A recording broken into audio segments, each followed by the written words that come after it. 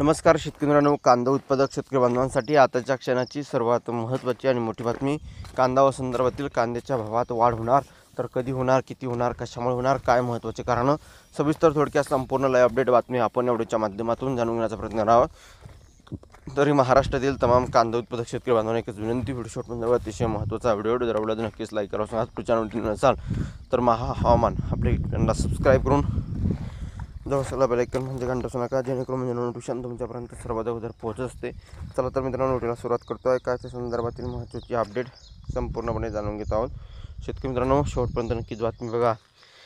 या ठिकाणी वारंवार शेतकरी विरोधी निर्णय हे सरकार घेत आहे. 2 पैसे शेतकऱ्यांना मिळावा, शेतकरी बांधवांची कायम अपेक्षा असते, परंतु सद्यस्थिती परिस्थिती तशी नाही आहे. हे सरकार शेतकऱ्यांना 2 पैसे भाव वाढले तर ते भाव पाडण्याचं काम कसं करायचं हे या सरकारला सांगायची गरज नाही. ते केव्हाही कसेही भाव त्या ठिकाणी डामीज आणि पाडण्याचं काम हे सरकार करत आहे, वस्तुस्थिती आहे. परंतु खऱ्या अर्थानं शेतकऱ्याला 2 पैसे मिळावं, शेतकरी बांधव कायम आपल्या कांद्याला भाव मिळावं या अपेक्षेने कायम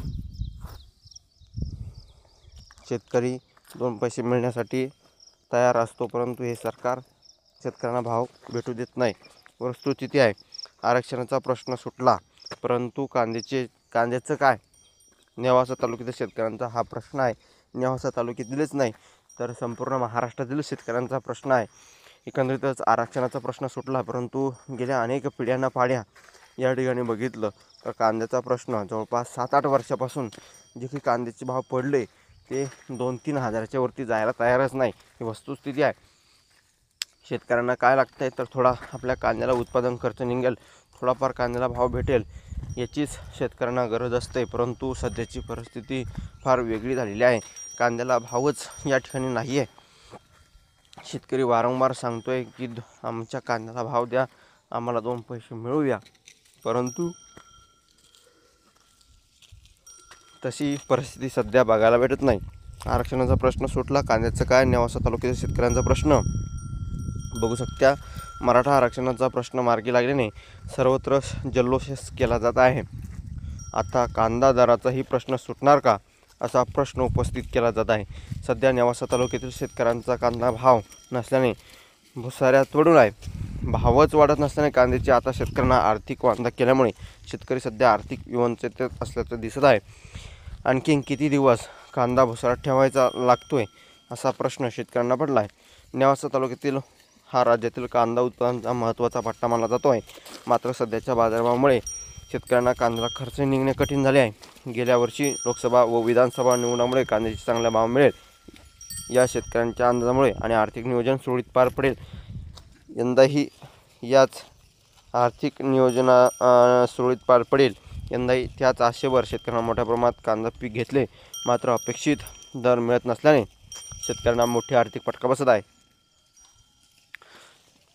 सध्या बाजारात कांद्याची आवक चांगली आहे, दर मात्र काही वाढताना दिसत नाही आहे.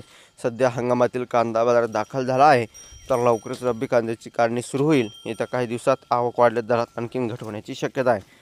ही वस्तुस्थिती आहे, ही परिस्थिती आहे जी तुमच्यापर्यंत पोहोचली. व्हिडिओ जर आवडला असेल तर नक्कीच लाईक तुम्ही केलाच नाही, चॅनलवरती नवीन चॅनलला सबस्क्राईब केलाच नाही. धन्यवाद मित्रांनो. माझा व्हिडिओ शॉर्टमध्ये दिलेला व्हिडिओच्या माहितीपूर्ण कांदा बाजाराच्या अपडेट्स आणि एकंदरीतच या ठिकाणी त्यामुळे शेतकरी किमान आधारभूत किमतीची मागणी करत आहे.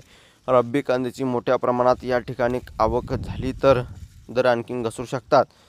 अशा वेळी बाजारातील स्थितीचा आढावा घेत योग्य वेळी विक्री केल्याचं नुकसान टाळता येईल असा सल्ला व्यापाऱ्यांकडून दिला जात आहे. एकंदरीतच अशी काही परिस्थिती आहे आणि गंगथडी परिसरातील ऊस लागवड कमी करून शेतकऱ्यांनी कांदा क्षेत्र वाढवले होते. मात्र सध्याच्या घडीला सोयाबीन व मका हे पिकेच शेतकऱ्यांना आधार देऊ शकतात. कांद्याचे भाव पडलेले आहेत, पावसाचे मध्यंतरी ताणले होते, कपाशी सोयाबीन येते नाही अशी परिस्थिती निर्माण झालेली असताना मध्यंतरी भीत असल्याने शेतकऱ्यांना दिलासा आहे. जिल्ह्याबाहेर पावसाची सरासरी बरी असताना तालुक्यातील यंदा खरीपातील वाट लागण्याची परिस्थिती निर्माण झालेली आहे. अधूनमधून येणाऱ्या पावसाचा श्रावण सरीमुळे पिकांना जीवदान मिळत आहे. यावेळी खरीपाचे उत्पन्न निश्चितच घटणार आहे. कांद्याची भाव वाढ होण्याच्या आशेवर शेतकरी जगत आहे. आणि एकंदरीत धन्यवाद मित्रांनो. माझा व्हिडिओ शॉर्ट अशा प्रकारच्या महत्त्वाच्या अपडेट, महत्त्वाच्या घडामोडी आपण वारंवार घेऊन येणारच आहोत. जी काही महत्त्वाची अपडेट तुमच्यापर्यंत पोहोचली. धन्यवाद. भेटूया तोपर्यंत तेच थांबतो.